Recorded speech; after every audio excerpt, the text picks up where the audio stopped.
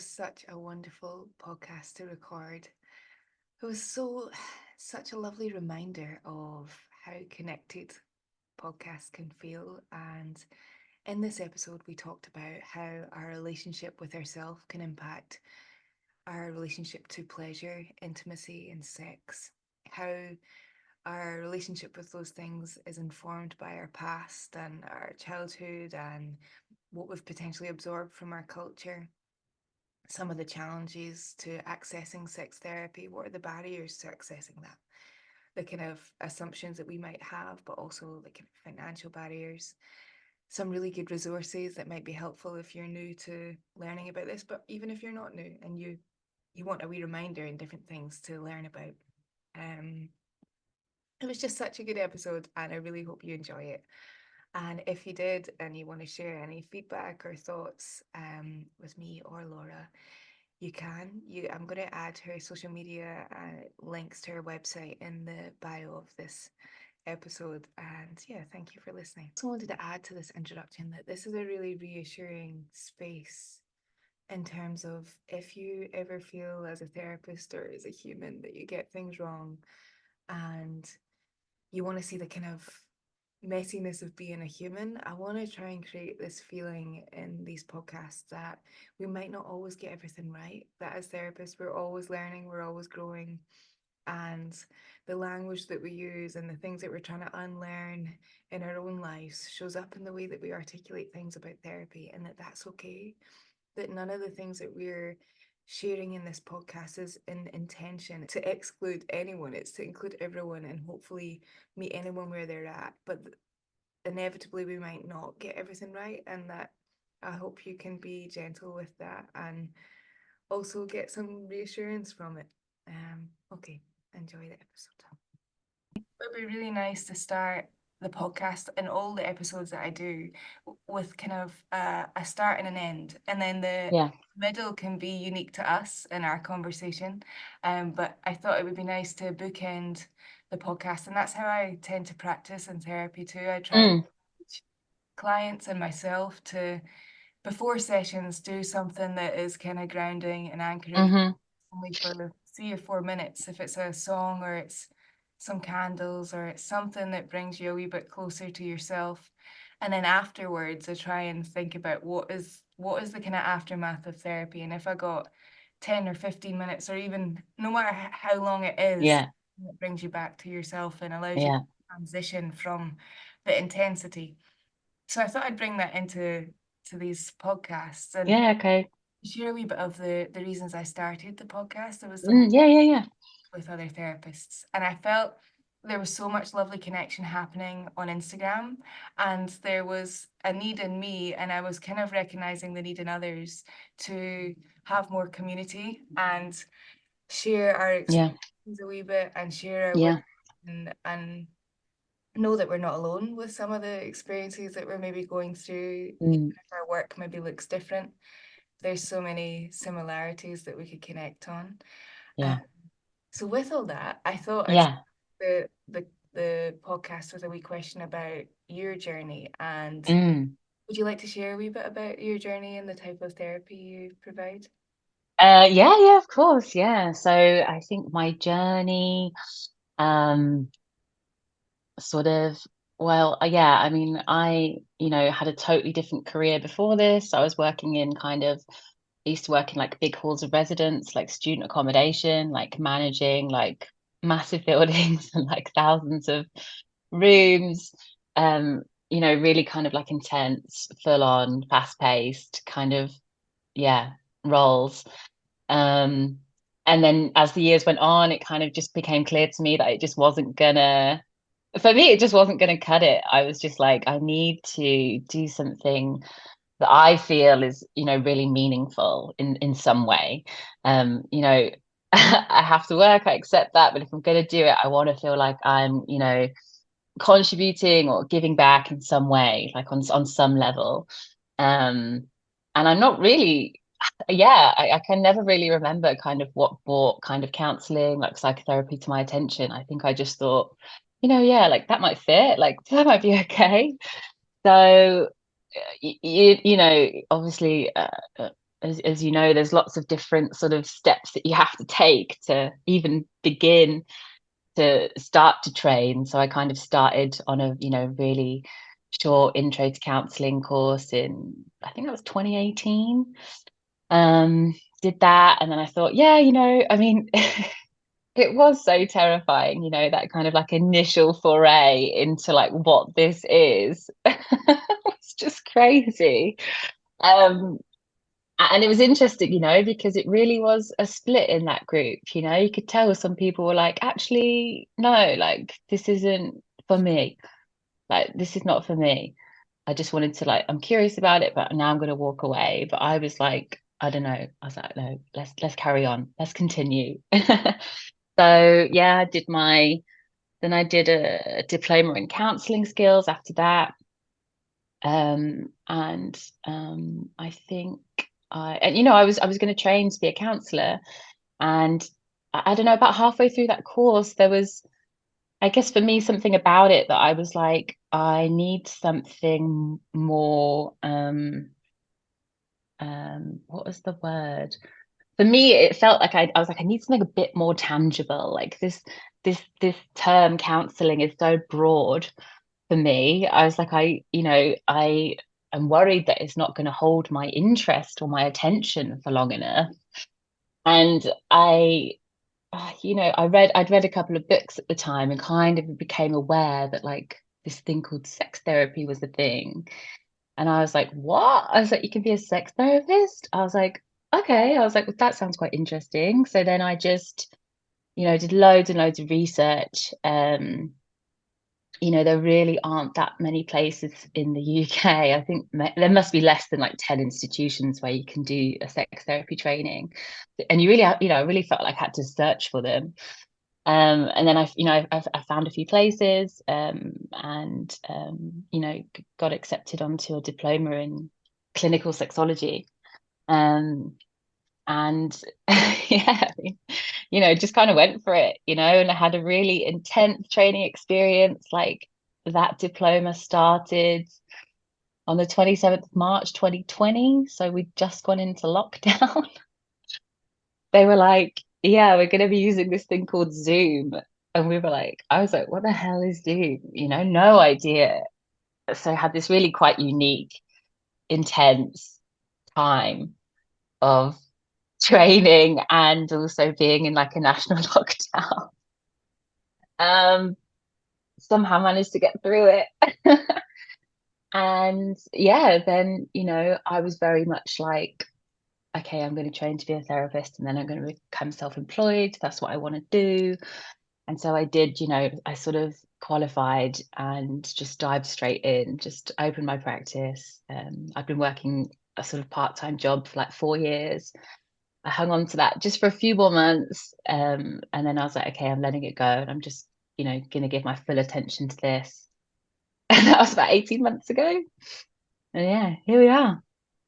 Such a big amount of trust in yourself and when you do that, right? It's Yeah, you could call it that. Yeah. like a breath in and like, okay, here's that. Oh, yeah. And that Um, that feeling of needing to maybe niche and have more anchoring in what mm. you wanted to focus on in therapy, had you noticed in placement or in your learnings before that that sex and intimacy and relationships was coming up as a theme and you resonated and connected with that more? um, well, I feel, sort of on all my other in all my other trainings, I don't think sex got mentioned once. And I guess at some point you go, that's weird that like nobody's talking about it. Um, so, you know, I I I didn't notice that it had come up, but I was curious about why it hadn't. Right. Um, and then, I guess it sounds like probably almost cliched at this point, but I read Mating in Captivity by Esther Perel, and I was just insanely blown away.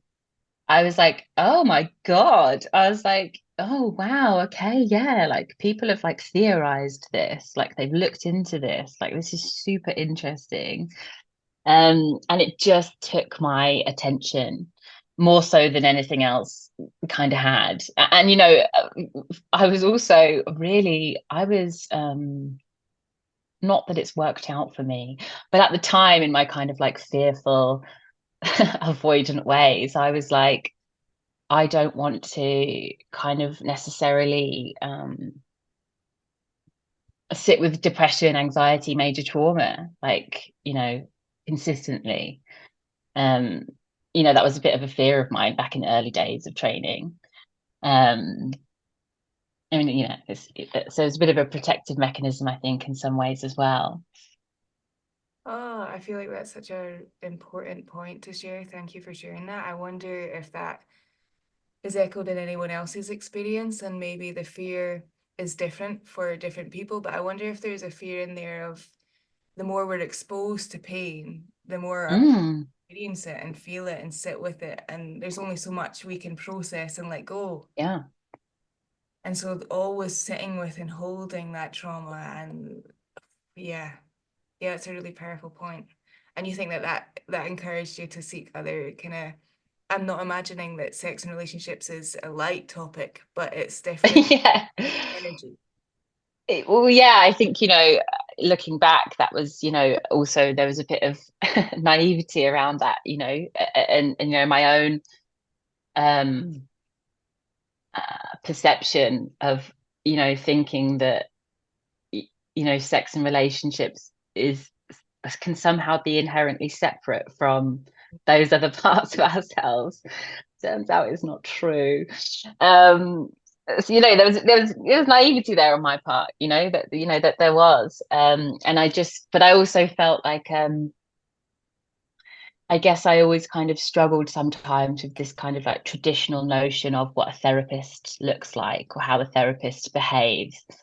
Um, and I sort of could never, it was always a struggle for me to sort of, I was like, oh, I don't know if I sometimes like fit into some of that. I want to be able to have like quite an open dialogue with people. I want to be able to, be quite involved, which of course you can do. Again, that was, it's just kind of a, a naive place to be. But with sex therapy, there was some of it where I was like, okay, like it's a bit more pragmatic in points, it's a bit more practical. Um, but that is such a small part of the work, but it just felt more in line with, I guess, maybe my personality. Yeah.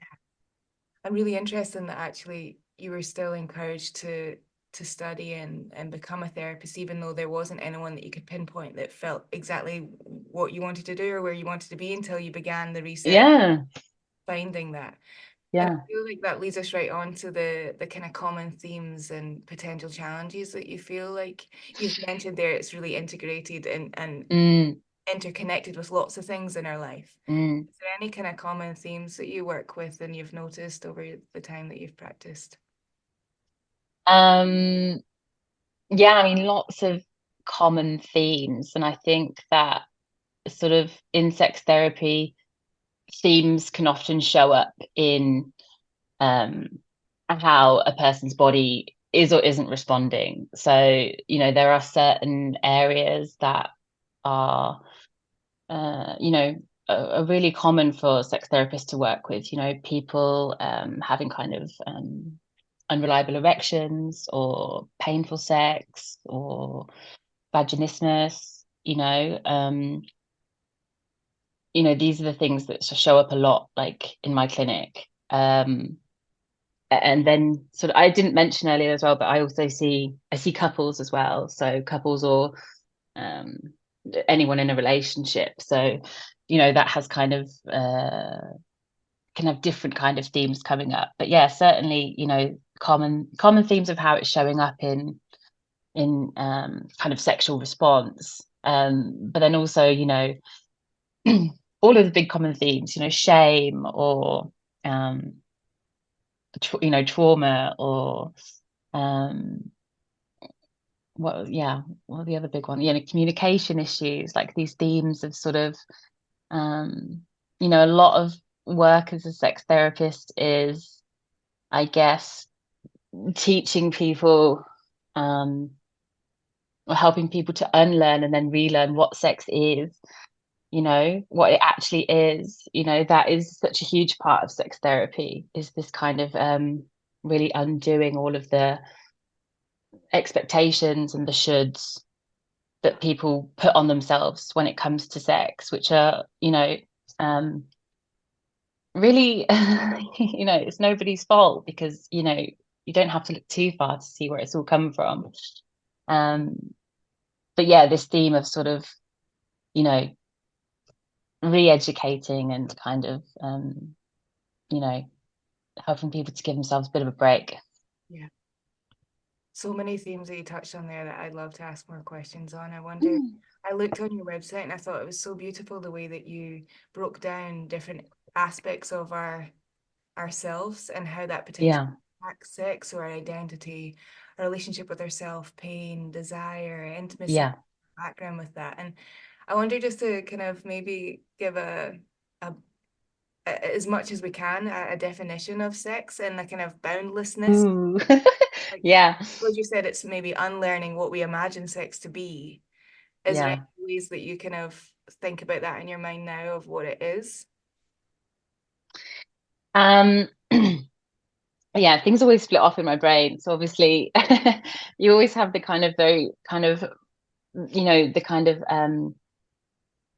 practical, kind of like biological, thing of what sex is. Because, often, the predominant narrative in our society is that sex is when a penis goes into a vagina, and that is that, just that tiny little bit there, that is what sex is.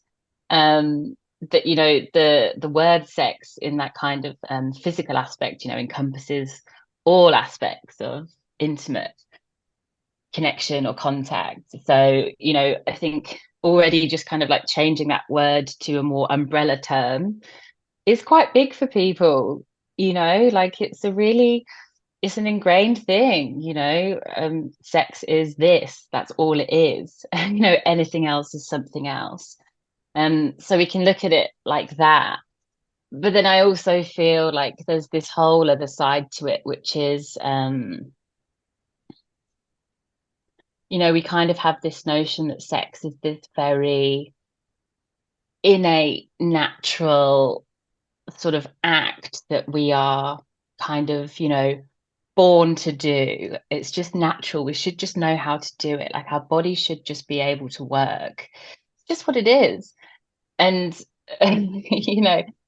I feel that is, it's so much, it would be great if it was, that natural and kind of like that.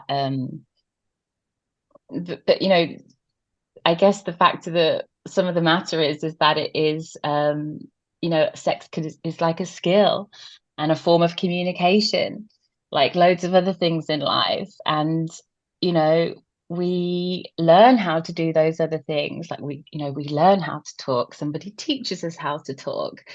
But sex completely gets missed out of everything that we're taught.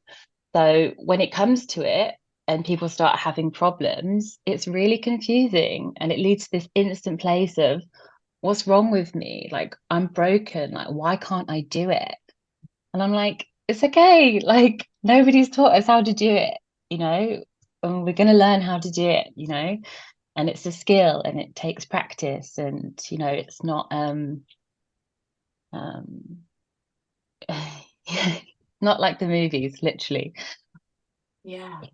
It sounds like it's like learning a language, learning your body's Yeah, language, learning someone yeah, else's body's language yeah, interacts with each other.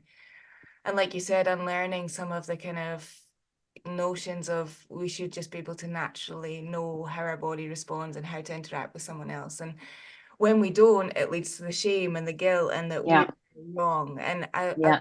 exploring the different ways that we can be intimate with each other and how that connects, and that it's not about the end orgasm, and that actually the Mm, mm, that fluctuates with mm. internally. And been so curious about that. And I also, before this, because I'm a kind of research dweeb, was looking into sex therapy because I do think that, Yeah, like you mentioned, if you learn in a certain way, although my therapy kind of the way I practice connects with lots of different themes, Yeah. specifically sex therapy. So it might take a wee while for that to come up in session because there's Yeah. things that are inhibiting their lives. And then sex is kind of slowly an important thing that they want Mm. alongside that. Mm. I did a thing recently actually that if you're having quote unquote in your mind enough sex for you, Mm-hmm. and it feels like it's not a big part of the relationship. But if you're not, it feels like it's the biggest part of your relationship. Yeah. The Yeah. missing Yeah. Yeah. part is amplified Yeah. and that kind of stuff. Yeah. On the process of before this podcast, I was learning about spontaneous desire and Mm. responsive desire. Mm. And have you heard of those terms before in the kind of Yes. I maybe don't even need to define them, and maybe you could explore them. But I just thought it was very interesting to learn about your own desire and how that's maybe Mm. and how that might be showing up in the way that you're shaming yourself because you don't have spontaneous desire, Mm. and actually recognizing that it might be a gentle warming up of that. Yeah. Um, Yeah. yeah, I don't want to talk for you, I guess, is to No, no, no. No, I feel it's such that's such a that is such a massive topic as well that, shows up with people thinking their desire has disappeared or it's gone missing forever. A mismatch in desire is incredibly common in relationships, between two people, because sort of again, there's this kind of quite unhelpful narrative that if you're in a relationship with someone and your desire levels aren't perfectly matched, then something's really wrong. Um, that's super unrealistic, by the way. Like, it's, you know, I don't. I mean, it's not to say that it can and does happen between couples, but it's so unlikely and rare that you're always going to be on the same page about how much sex you want or how much sex you don't want. Um, but the sort of there's an amazing book, you might have come across it, called Mind the Gap by Dr. Karen Gurney, who's a clinical psychologist, sort of specializing in sex therapy. And that really goes into just amazing detail about this topic of desire, which is really heavily misunderstood, um, and causes so many issues. Particularly in potentially kind of like long-term relationships, long-term monogamous relationships, it is difficult to keep desire levels up. It's just the nature of desire um, doesn't really feed off, that kind of sort of close, constant, sustained contact. Um, but sort of, you have spontaneous desire, which is, there are some people out there that will um, maybe quite readily or quite easily feel like having sex, like in their day-to-day lives. It doesn't really perhaps matter for them, like what's going on. They could be like super stressed out. They could have like a things to do list of like 20 things, um, but it will not matter to them. They can almost compartmentalize and they can be like, yeah, it's fine. Like, I'm good to go. Like, that's okay for me. And then you will have people that have a more responsive desire, which is where you are, um, you know, you're rarely going to feel like having sex out of the blue, so, and that's where a lot of the problems come in, because you feel like, oh my God, it's never there. But then you sort of probe a little bit, what's going on with you right now? And, people will say, well, yeah, I've got like a things to do list. Like, I've got like a really stressful full-time job. Like, I've got health issues. Like, I've got children. Um, and these people who with responsive desire sort of need a different context for their desire to show. So, they will have to create their own form of compartmentalization. So, do you need to do your things to do list? Do you need to go away for the night? Like, do you need somebody to do something for you so you can feel relaxed? Like, what is it that you need to, give yourself a bit of space to potentially feel like you might want to have sex? And people wait around for the bolt of blue. Yeah, I just really want to have sex. And um, desire just doesn't really work like that for a lot of people. Um, but that's just, like, can be quite a simple piece of learning for people to just give themselves a bit of a break, I think. People are so hard on themselves about this, Oh, which makes sense. yeah, it does. And you're so right around the language that we've used for so long that feeds into the giving ourselves a hard time, or the Mm, comparison or the judgment that we hold, and like you said, that simple shift of like, what can I give? What can I do for myself? What can someone else do for me that gives me enough space in my mind to feel safe, to allow my yeah. nervous system to relax, to feel fully safe so that I don't just do it and just do it for the sake of it and Oh, feel, yeah. but I'm actually Yeah. enjoying pleasure. And I think our Yeah. relationship with pleasure is a bit Oh, weird. that's Pleasure, what's a the tricky word? one. Pleasure Yeah. in all aspects of the word.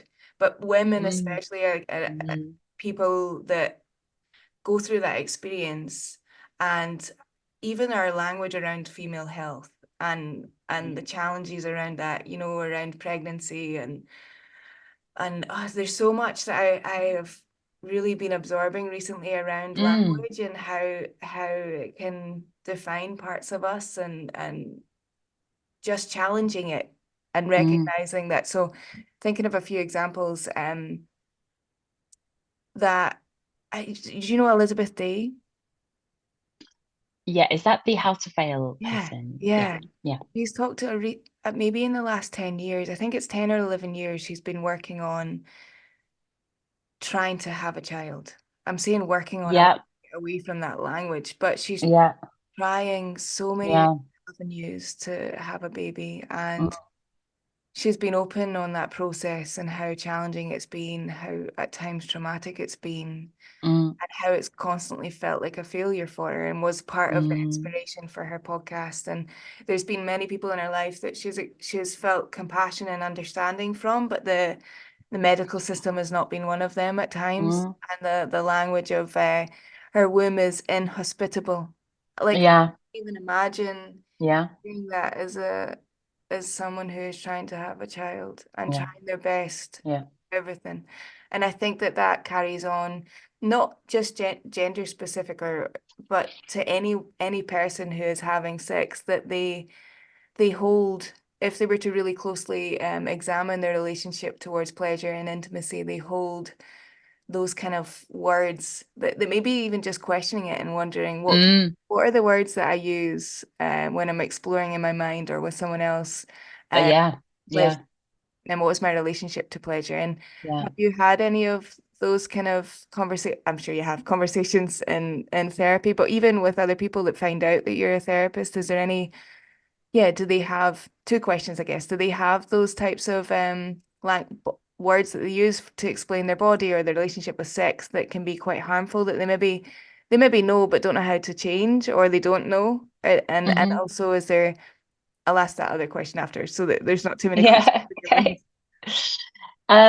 Yeah, I feel, as I'm sure you see as well, like when you're sitting with someone, you quickly notice how they speak to themselves, what words they use, like what language they use to describe themselves. And a lot of the times it's just so harsh, you know? Um, and it can be obvious sometimes, it can be like, yeah, like I just feel like I'm broken. It's so common. Like I just feel broken. Um, which is, such such a horrendous, way to feel about yourselves. Um, and I also feel like the pleasure thing is really interesting because when you ask people a question like, you know, perhaps, how is the sex that you're having? Like, is it pleasurable for you? Some people are a bit taken aback because they're like, what? This question of like, huh? Pleasure? like I feel like a lot of people don't have a strong concept of their own pleasure or what they do for pleasure or how they get pleasure. But you will see that probably, that won't just be in sex. That will be whatever, do you take pleasure in eating? Like, do you take pleasure in showering? Like, where do you get your pleasure from? And some people, really don't have like an answer to that, like straight away. Because it's sort of, yeah, I don't know if I can answer that. It feels like it's kind of alien to them at that Yeah. point. Yeah. Have And I you, think, oh, sorry. sorry, go ahead. No, no, you go. I'll remember. I was going to say, I feel like a lot of people, wait, where's it gone? It's in my head. What was I going to say?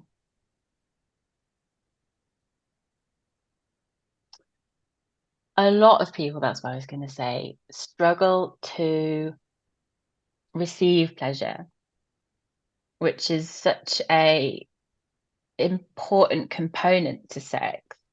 A lot of people struggle to with this concept of like sex is for me, like pleasure is for me.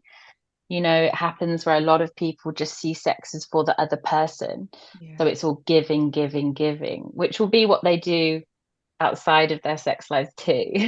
Giving, giving, giving. And so a lot of the work is always like, oh, what about you? Because also the thing with sex is if it's not pleasurable, if it's not enjoyable, um, I mean, you're naturally just not got, you're not going to want to do it. Like we're human beings, like we seek reward. Um, so if you're not getting any pleasure or it's difficult for you to receiving is so tough for people, I think. Like maybe you've seen that, just like receiving sometimes anything, Yeah. receiving a compliment. Oh, I feel bad. Oh no, oh, not me. Yeah. Oh. It's the similar kind of thing that I see happening with pleasure. I Mhm. don't know, maybe do you see that a lot? Totally. And Yeah. it's so complex and potentially im impacted by our culture, our Yeah. childhood relationships. What is the role we've kind of taken on and what needs is it meeting? So our roles can be so complex and they can be giving us lots of things, and it doesn't mean that we don't have to let go of, for example, like the Mm. caretaking role. We can still show up as a person who cares for others, but it's just what we were talking about before we started. We were sharing a wee bit about learning to take care of ourselves as therapists and how Yeah. for me and similar to you, the journey of becoming a therapist kind of created this process of confronting that I hadn't been doing that for a long time. And if I wanted to be a sustainable therapist for a big part of my life, I had to work out how to do that. Yeah. That was confronting Yeah. rest and slowing down, Yeah. creating space for myself. And part of that was pleasure. Part of that was, I Yeah. used to really struggle hanging out with my partner and watching TV. I used to Sure. like really struggle with that kind of relaxing, feeling calm, feeling safe, Yeah. just not feeling like it was wasting time. Yeah. Yeah. And Yeah. now I absolutely love nothing more than that. I love the comfort of that, the safety of Yeah. the feeling of just being and recharging.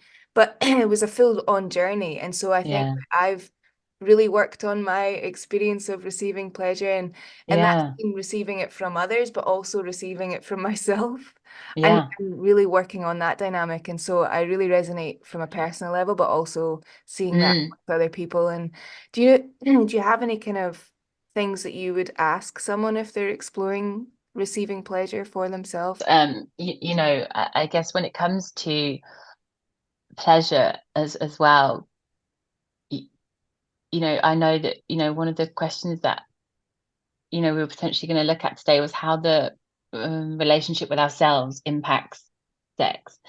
And so when it comes to pleasure, also I'm really curious about how, again, you know, okay, so pleasure, like, where does it feature in your life? Because obviously, a big source of pleasure can be from our solo sex life, from masturbation. So, you know, whoever you're having sex with aside, like, do you? give yourself pleasure? Like, do you want to? Like, do you know what you like? Um, because often, again, you can learn a lot about a person when you inquire about their solo sex life. It will tell you all sorts. When you sort of, get curious about that. Um, because again, if somebody's potentially struggling with pleasure, um, you know, they may be struggling to, um, give themselves any kind of pleasure or even explore that on any level.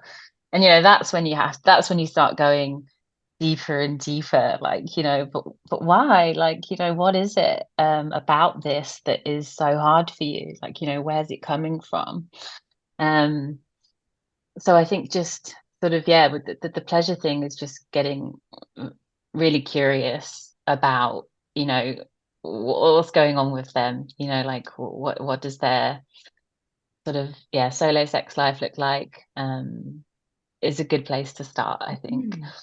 And even anyone listening, thinking about that question for themselves right now, and Yeah. what's the response internally? How at ease do Mm, you deal with that question? And mm, potentially, if it's a challenge, where is that coming from?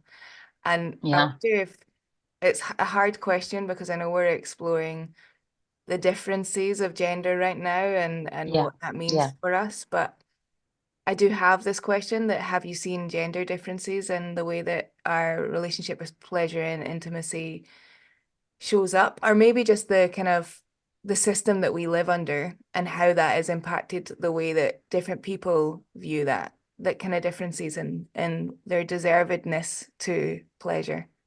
Hmm, hmm. Yeah, I feel like, I'm always, you know, I'm always quite mindful of like the kind of gender stereotypes that are out there, because, although I think there are some themes that are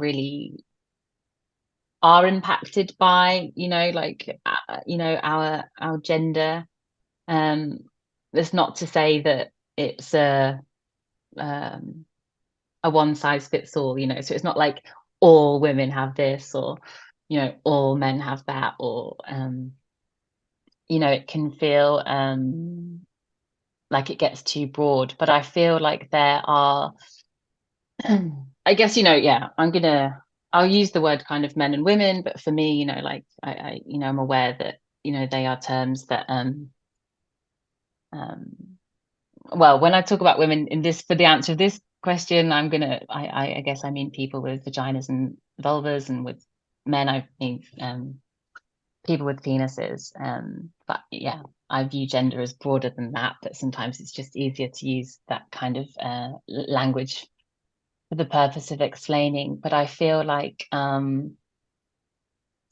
think what I've noticed is that, and often you kind of, you hear it a lot, don't you, in sort of maybe conversations with friends or on TV or something. You just like, all men are this or all women are that, like you sort of, they get really separated out, and, like, I don't know, you know, all men are assholes, they're just out for sex. Like it's all they want, like I feel like that is quite a, there's quite a big common prevalent social message, which I find really damaging. Um, and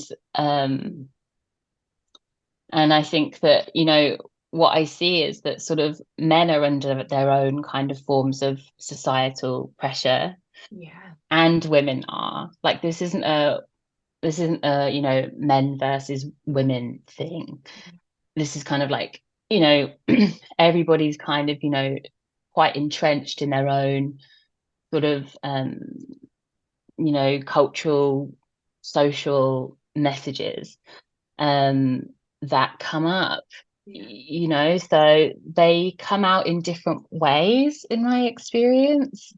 Um, but it's, they're prevalent for everybody. Like everybody is trying to undo this shit. I think that's such an important message that we're all struggling and we all have challenges and there's just the challenges maybe show up differently, but there is that competition. There is that, like, I really don't like the word toxic masculinity, and I know there's a bit of Mm, it's a bit of a side, but it is like labeling an energy, a masculine energy, a kind of presenting of someone as toxic, and I think that although we can attach those labels potentially to behaviors and mm, groups and all that kind of stuff, I think that it's similar to any harmful message that we're kind of, mm. and that's why I kind of love this idea of the umbrella. And I took ages thinking about how do I call this podcast, but I think that Yeah, it's so complex, that we can only talk from our experience, but actually the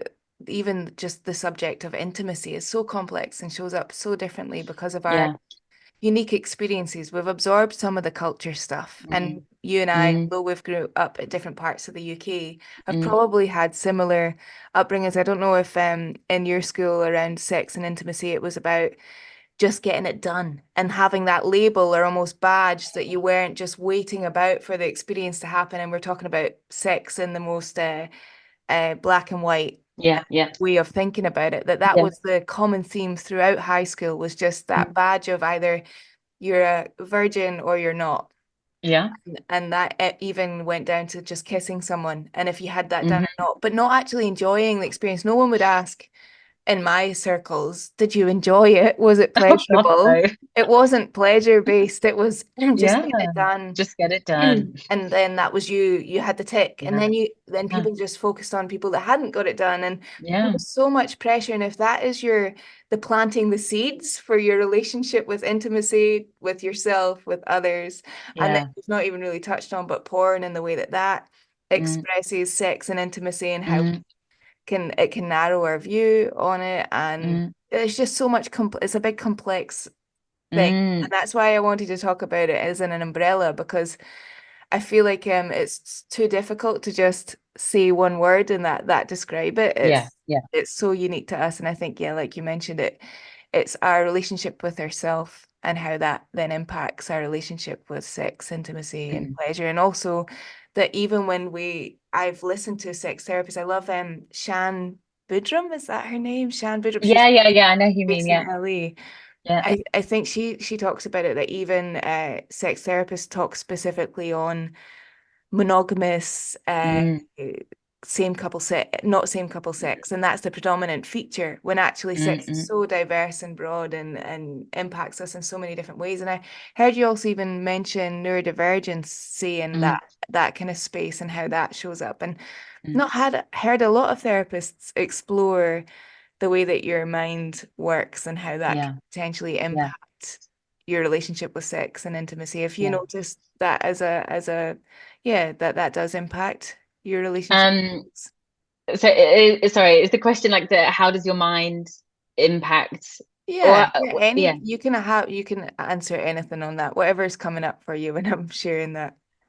Yeah, I feel like um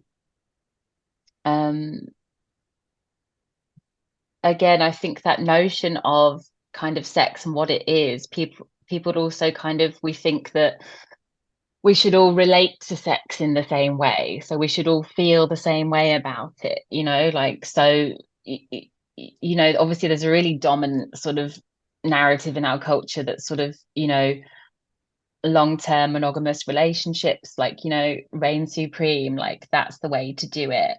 And sex is, I think sort of people always think potentially that sex is about love and about connection and about intimacy, and that's the way I should feel about it all the time. But again, that's just so oversimplified. There's like hundreds of reasons why people choose to have sex, from, yeah, I would love to feel connected to this person, or simply to, I'm bored, or I just want to feel something, or I'm super stressed out. So, I feel like that again is such a important thing to touch upon. How you feel about sex is, if it's, you know, consensual and you're okay with it and it's all legal, it's all good, like this kind of, oh, people may struggle to, you know, people feel guilty for casual sex, for example, like, oh, I shouldn't, or like, oh, I'm a bad person, or like I'm a slut, or like whatever might come through with that. Um, but maybe you just enjoy casual sex, or you just wanted a one night stand, or whatever it was. Like, it's okay. Like we get very tied up in these, I guess, I guess morality stuff coming through. Mhm. But sort of, I guess, yeah, who you are as a person will impact how you relate to sex. So, I guess a good example is that, I've got ADHD. So, for me, there were many years of kind of not really getting why. I mean, distraction during sex is super common, it's super normal. Like, our minds are moving constantly. So if you are not in the zone for the duration of the encounter, it's okay. It becomes a problem when you can't when you can't bring yourself back. But so there was many years of sort of this kind of, yeah, like quite sort of guilty, sort of like kind of like, yeah, that's the shame of like, oh God, I can't focus, like I can't concentrate, like, yeah, what is wrong with me? Like, what does it mean? And as I've come to understand my own brain, like my own neurotype more, you know, it just makes sense to me. Like, you're distracted every however many seconds. So why do you think it's going to stop during sex? Right. And You that just got to learn to work with it. totally. And that ebbs and flows with us depending on the day and the moment. And, Yeah. I thought about when you were sharing that it's so powerful to recognize that pleasure can be like a lever that we access in self-care that we maybe don't realize, Oh God, yeah. like actually that Yes. sex is self-care. A And massively that's, important part of self-care. and it's not the Yeah. message that we hear a lot. No, Actually, no matter no, what we're feeling, it doesn't need to be because we crave connection. It can be all exactly. things.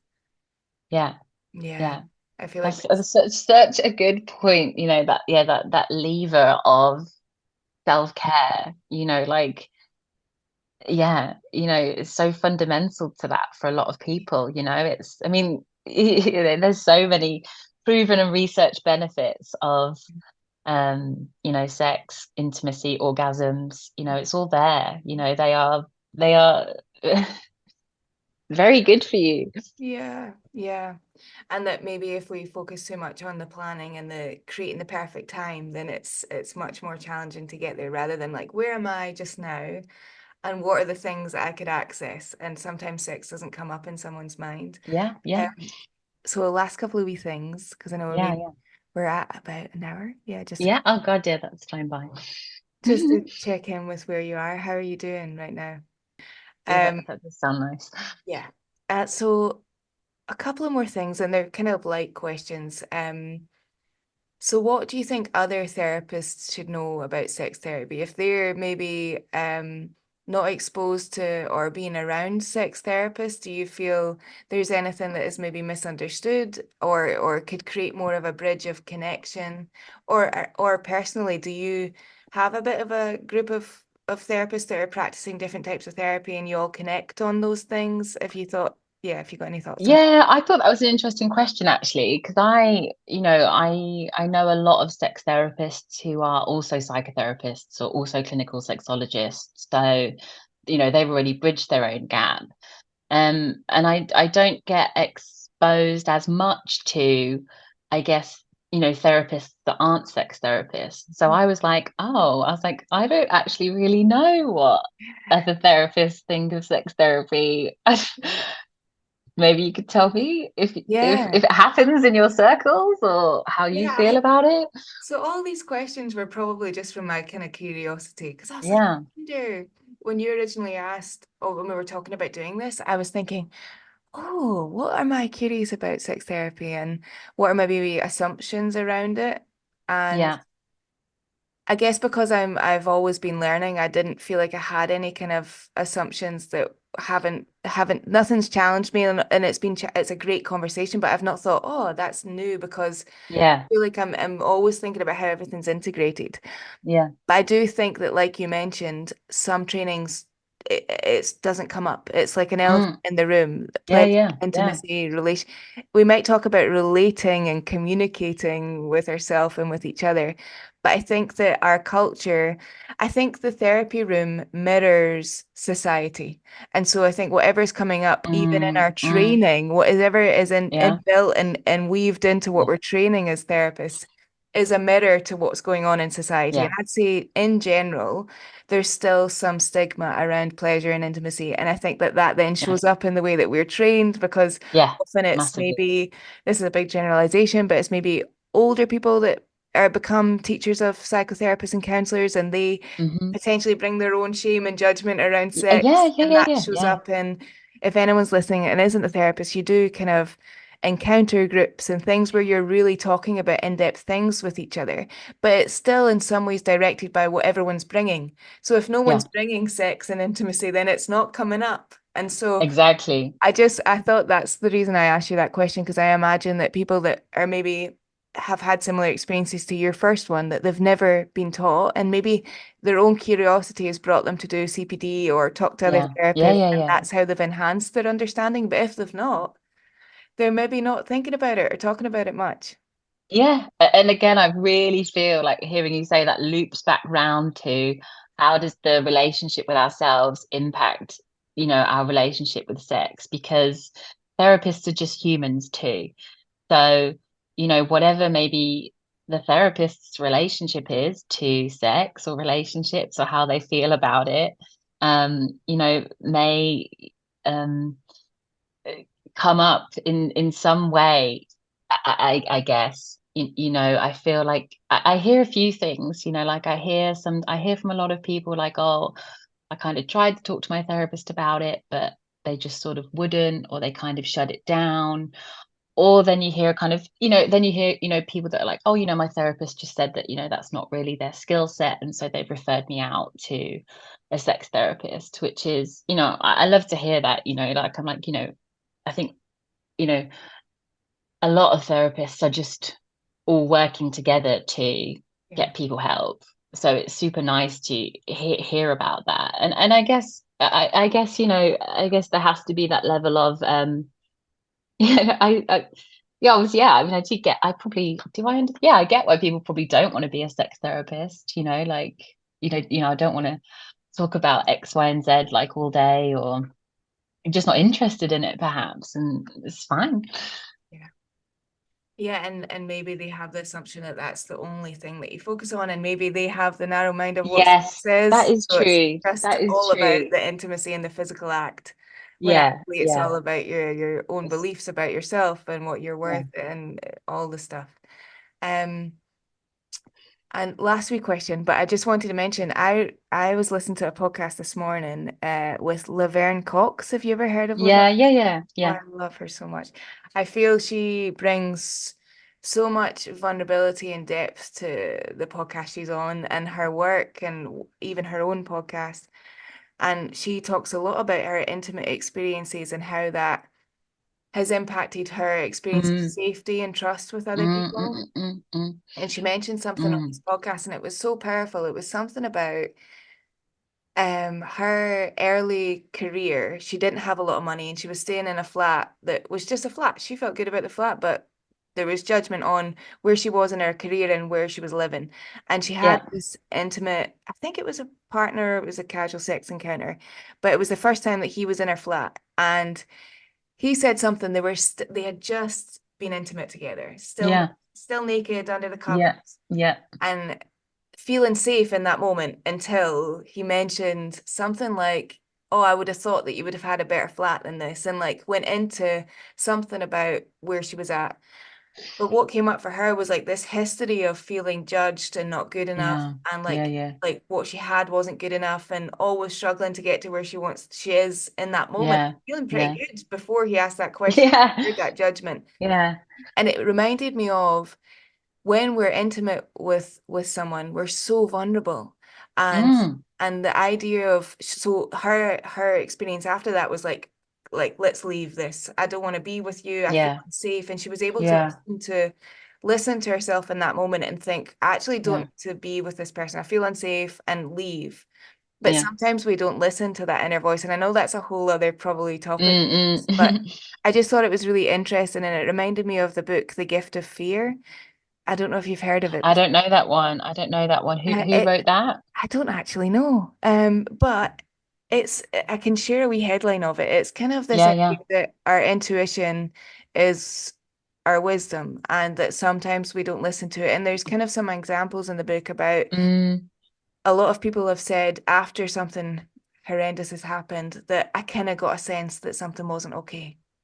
I don't know yeah. where it was, but I kind of got a sense and they don't listen to it. They choose for Mm, whatever reason to mm, mask it, push it down. mm. And there's an important point of like, there's a balance between feeling uncomfortable and then building confidence and feeling okay Yeah, yeah, versus I do not feel safe and this is not okay for me and I need to leave. yeah, And I think the Laverne Cox example just reminded me of that, that she felt unsafe and maybe points in her life she's decided not to listen to that. But in that yeah, moment, she had enough healing and okayness within herself yeah. to be like, actually, I don't need to accept that. And I don't need to feel judged in this moment, especially after how intimate we've just been, and I'm going to leave. And I just thought that was so powerful because I think we sometimes need those reminders that we don't need to force ourselves into situations that we don't feel comfortable Mm, in. And we also need to listen and get more curious about our intuition and mm, give ourselves space to even feel what's coming up. yeah. Yeah.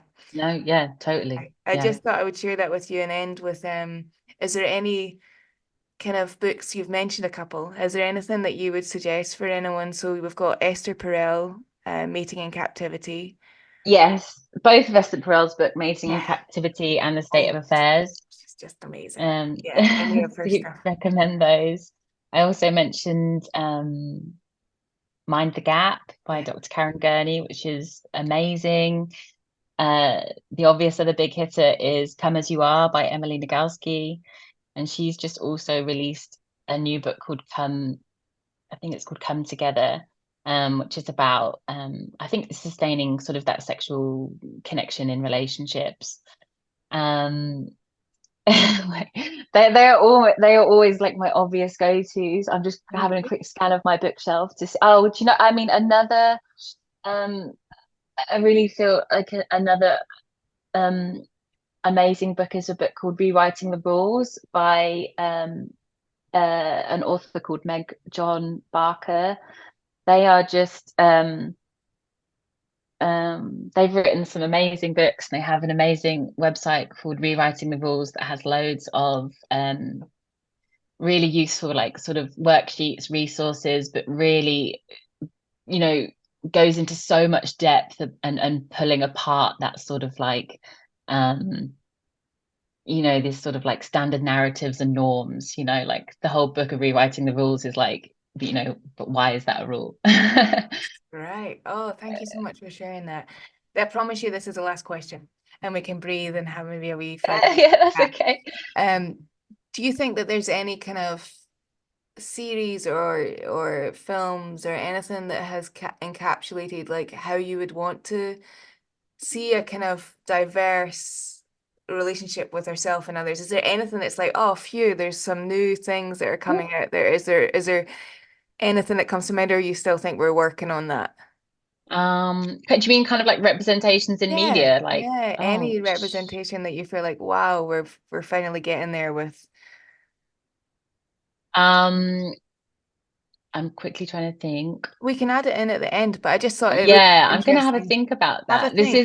This isn't kind of like a fictional representation, but there was a series on a BBC called Couples Therapy. I don't know if you saw it, which is, and I feel like for me the um one of the best things about that uh show was kind of looking at and showing what couples therapy is, Yes. because there's lots of misconceptions and misunderstandings about what couples therapy is.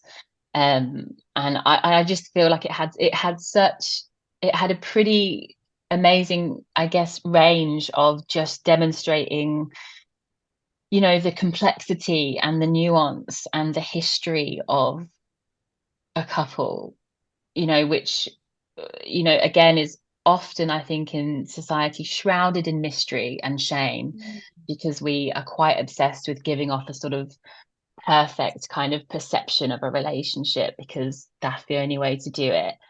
Whereas, when you get inside the couples therapy space, these are two people with like histories and loads of shit that's happened to them. And it just really highlighted really well what sort of couples go through, and the kind of really not so straightforward choices that couples have to make to stay together. And I really, hats off I can't remember her last name, but I think her name was Orna. Just hats off for allowing the cameras into her therapy space, because No, that was a true badass move. I absolutely love that that's your example. I couldn't resonate more with that. I just felt so connected to her and showing Yeah, she's amazing. showing the differences in what happens in session to session, moment to moment. And like you said, it can be sometimes shrouded in mystery and only the highlights shown online to what a relationship Yeah, potentially looks like. And that then creates all this kind of, yeah, shame and all that kind of stuff. So yeah, that's a great yeah, if yeah. anyone hasn't watched it. I know that you asked me like kind of what maybe some of the barriers are to people Yes. accessing Ah, sex yeah, therapy, and yeah, I just maybe wanted to touch upon it because I just please. felt like it was such an important question. Yeah. I don't, if yeah, I think, and because I was, I really had to think about it, and then I actually came up with like quite a long list, and I Oh, was like, oof, it's kind of, it's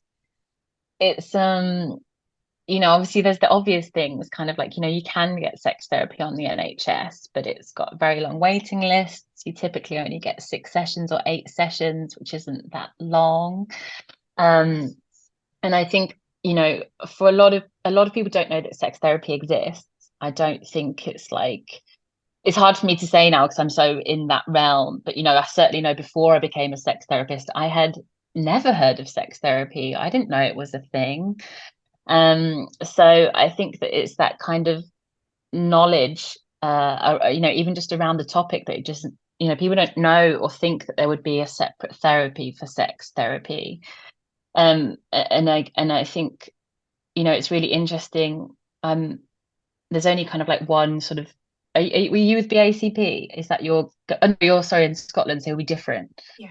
like with the governing body. We have it in Yeah, Scotland. But I'm not a part of BACP. I'm part of COSP. yeah, But we, yeah. Okay, so like, yeah, so there's one for sex therapists in the UK, which is the College of Sex and Relationship Therapists. But I was having a look on like our register, and there's only just over 700 registered sex therapists, for the UK, which is obviously super low, like compared to the population. So I think, there's sort of that probably demand to what can be met is kind of quite out of sync as well. But then I also feel like it's was really important to mention the obvious financial constraints to accessing private therapy, you know, which is hugely problematic. Like therapy, even becoming a therapist is a huge privilege, like getting access to therapy, is a really, really privileged position that still a lot of people don't have access to. And I also feel like it was important to say that a lot of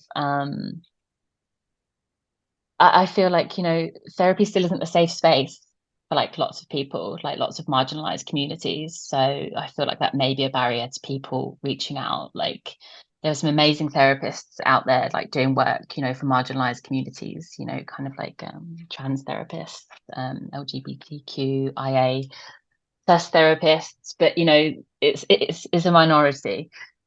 So yeah, I feel like it was, sex therapy, for many reasons. I think there's lots of barriers to it, yeah, not to mention people just don't want to come and talk about it because you've been told not to. right. Thank you so much. We're a pretty chill bunch, so It's not. when it comes to talking about sex, we practiced at it, so I get why people are nervous, but yeah, we try to make it as comfortable as possible. Yeah. and know that it might ease off as you go on. Like similar, it's not the same, Yes, but like similar. practice. That's it. It's similar to doing podcasts in some ways, that sharing intimate parts of yourself is sometimes a wee bit scary. That it's not the exact same Oh my to God, that yeah. example, but it is in some ways. You're putting yourself out there, you're sharing parts of Yeah, yourself. So similarly, when you're coming to therapy to particularly to talk about sex and intimacy, it's layered with potential fear or stigma or yeah, all of that yeah, stuff.